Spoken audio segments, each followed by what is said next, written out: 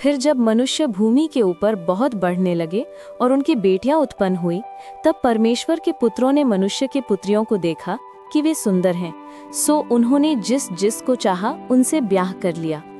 और यहोवा ने कहा, मेरा आत्मा मनुष्य से सदालौं विवाद करता न रहेगा, क्योंकि मनुष्य भी शरीर ही है, उसकी आयु 120 वर्ष की होगी।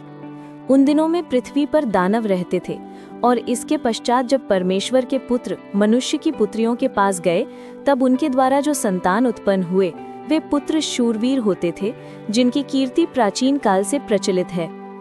और यहोवा ने देखा कि मनुष्यों की बुराई पृथ्वी पर बढ़ गई है, और उनके मन के विचार में जो कुछ उत्पन्न होता है सो निरंतर बुरा ही होता है। और यहोवा पृथ्वी पर मनुष्य को बनाने से पछताया, और वो मन में अति खेदित हुआ। तब यहोवा ने सोचा कि मैं मनुष्य को जिसकी मैंने सृष्टि की है पृथ्वी के ऊपर से मिटा दूंगा। क्या मनुष्य, क्या पशु, क्या रेंगने वाले जंतु, क्या आकाश के पक्षी, सबको मिटा दूंगा, क्योंकि मैं उनके बनाने से पछताता हूँ। परंतु यहोवा के अनुग्रह की दृष्टि नूह पर बनी रही।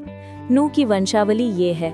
नूह धर्मी पुरुष और अपने समय के लोगों में खरा था, और नूह परमेश्वर ही के साथ साथ चलता रहा। और नूह से शेम और हाम और येपेत नाम 3 पुत्र उत्पन्न हुए। उस समय पृथ्वी परमेश्वर के दृष्टि में बिगड़ गई थी और उपद्रव से भर गई थी। और परमेश्वर ने पृथ्वी पर जो दृष्टि की तो क्या देखा कि वो बिगड़ी हुई है, क्योंकि सब प्राणियों ने पृथ्वी पर अपनी अपनी चाल चलन बिगाड़ ली थी।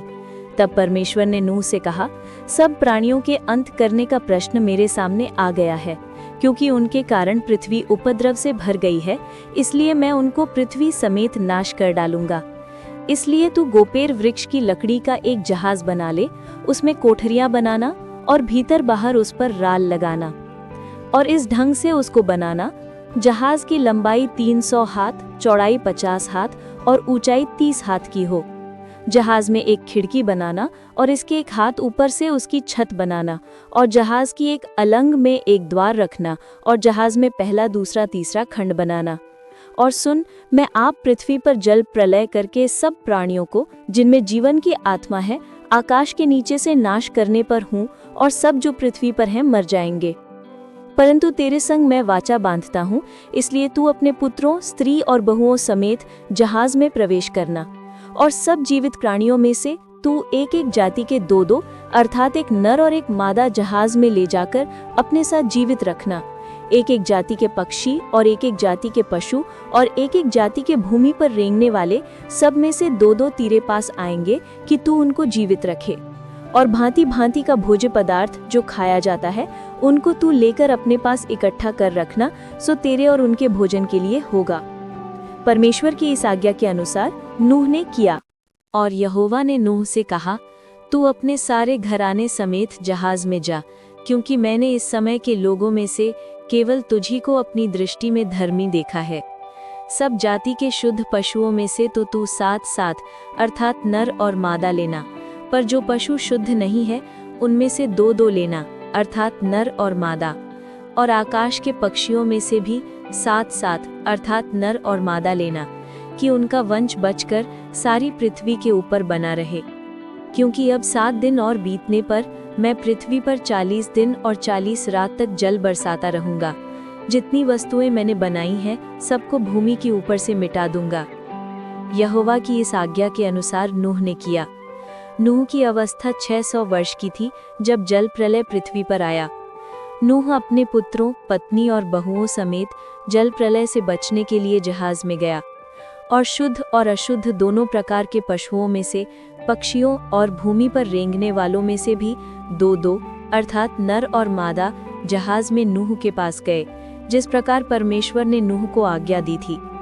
7 दिन के उपरांत प्रलय का जल पृथ्वी पर आने लगा। जब नूह की अवस्था के 6वें वर्ष के दूसरे महीने का 17वां दिन आया, उसी दिन बड़े गहीरे समुद्र के सब सोते फूट निकले और आकाश के झरोखे खुल गए, और वर्षा 40 दिन और 40 रात निरंतर पृथ्वी पर होती रही।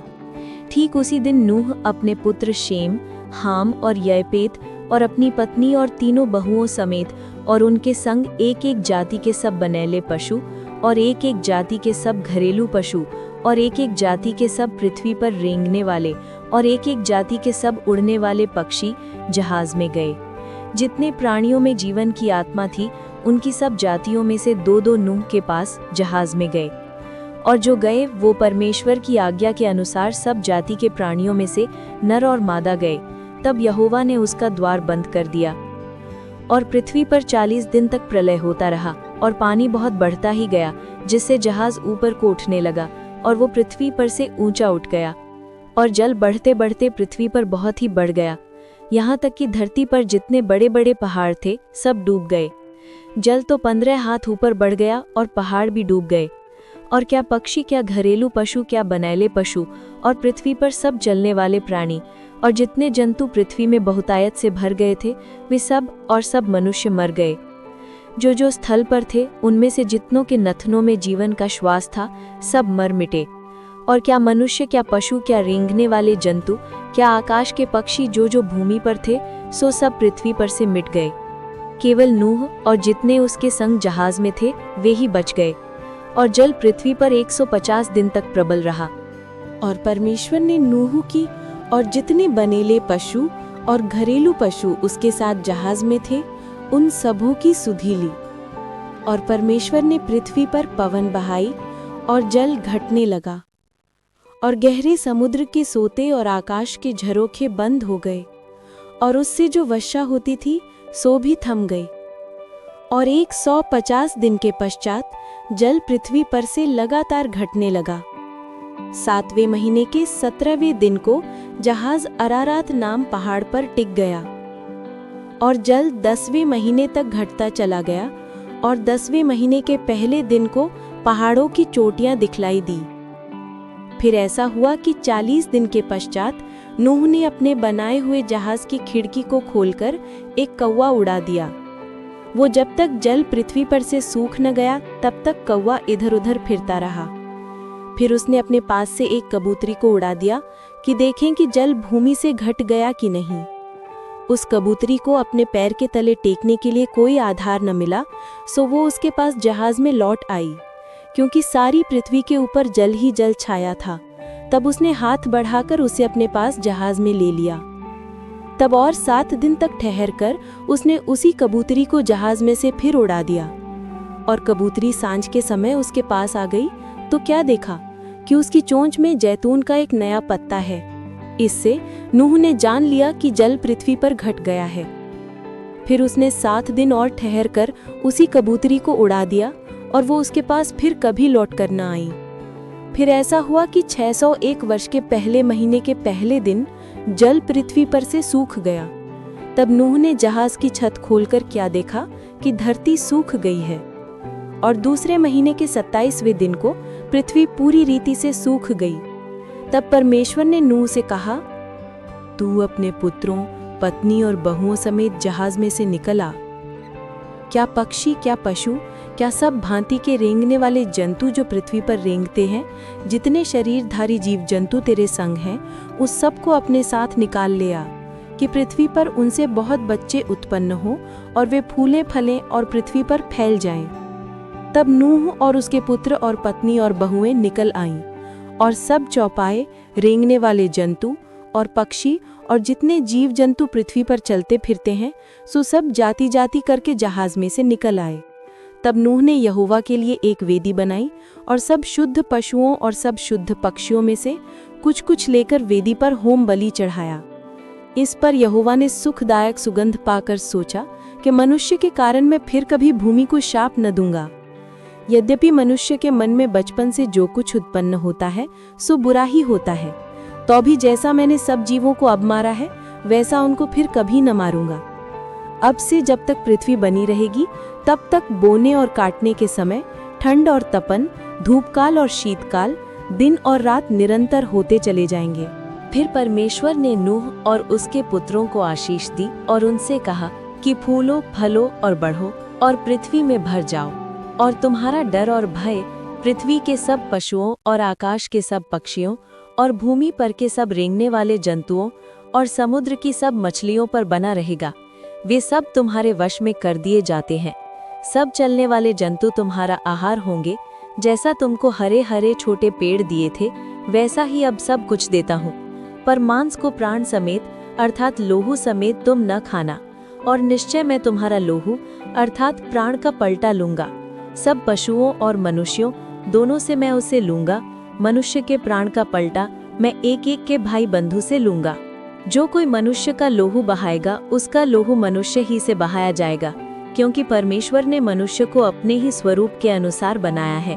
और तुम तो फूलो फलो और बढ़ो और पृथ्वी में बहुत बच्चे जन्मा के उसमें भर जाओ। फिर परमेश्वर ने नूह और उसके पुत्रों से कहा, सुनो, मैं तुम्हारे साथ और तुम्हारे पश्चात जो तुम्हारा वंश होगा उसके साथ भी वाचा बांधता हूँ, और सब जीवित प्राणियों से भी जो तुम्हारे संग हैं, क्या पक्षी, क्या घरेलू पशु, क्या पृथ्वी के सब बनेले पशु, पृथ्वी के जितने जीव जंतु जहाज से निकले हैं, सब के साथ भी मेरी यह वाचा बंधती है। और मैं तुम्हारे साथ अपनी इस वाचा को पूरा करूंगा कि सब प्राणी फिर जल प्रलय से नाश न होंगे, और पृथ्वी के नाश करने के लिए फिर जल प्रलय न होगा। फिर परमेश्वर ने कहा, जो वाचा मैं तुम्हारे साथ और जितने जीवित प्राणी तुम्हारे संग हैं उन सब के साथ भी युग युग की पीढ़ियों के लिए बांधता हूँ, उसका यह चिन्ह है कि मैंने बादल में अपना धनुष रखा है। वो मेरे और पृथ्वी के बीच में वाचा का चिन्ह होगा। और जब मैं पृथ्वी पर बादल फैलाऊं तब बादल में धनुष दिख पड़ेगा। तब मेरी जो वाचा तुम्हारे और सब जीवित शरीरधारी प्राणियों के साथ बांधी है उसको मैं स्मरण करूंगा। तब ऐसा जल प्रलय फिर न होगा जिससे सब प्राणियों का विनाश हो। बादल में जो धनुष होगा मैं उसे देख के ये सदा की वाचा स्मरण करूंगा जो परमेश्वर के और पृथ्वी पर के सब जीवित शरीरधारी प्राणियों के बीच बंधी है। फिर परमेश्वर ने नूह से कहा, जो वाचा मैंने पृथ्वी भर के सब प्राणियों के साथ बांधी है उसका चिन्ह यही है। नूह के जो पुत्र जहाज में से निकले वे शेम, हाम और येपेत थे, और हाम तो कनान का पिता हुआ। नूह के 3 पुत्र यही थे और इनका वंश सारी पृथ्वी पर फैल गया। और नूह किसानी करने लगा और उसने दाख की बारी लगाई, और वो दाख मधु पीकर मतवाला हुआ और अपने तंबू के भीतर नंगा हो गया। तब कनान के पिता हाम ने अपने पिता को नंगा देखा और बाहर आकर अपने दोनों भाइयों को बतला दिया। तब शेम और यपेत दोनों ने कपड़ा लेकर अपने कंधों पर रखा और पीछे की ओर उल्टा चलकर अपने पिता के नंगे तन को ढांप दिया, और वे अपना मुख पीछे किए हुए थे, इसलिए उन्होंने अपने पिता को नंगा न देखा। जब नूह का नशा उतर गया तब उसने जान लिया कि उसके छोटे पुत्र ने उससे क्या किया है, इसलिए उसने कहा, कनान शापित हो, वो अपने भाई बंधुओं के दासों का दास हो। फिर उसने कहा, शेम का परमेश्वर यहोवा धन्य है और कनान शेम का दास होवे। परमेश्वर येपेत के वंश को फैलाए और वो शेम के तंबुओं में बसे और कनान उसका दास होवे। जल प्रलय के पश्चात नूह 350 वर्ष जीवित रहा और नूह के कुल अवस्था 950 वर्ष की हुई। तत्पश्चात वो मर गया।